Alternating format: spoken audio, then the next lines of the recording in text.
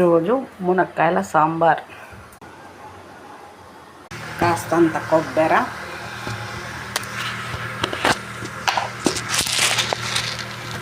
ధనియాలు, అంత పచ్చి కరివేపాకు, లవాయిలు,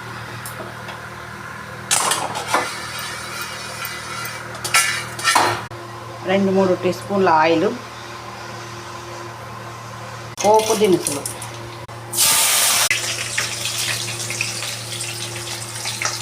కరివేపాకు, పచ్చిమిర్చి చిలకలు, టమోటా ముక్కలు. రాళ్ళు ఆరోగ్యానికి మంచిదండి.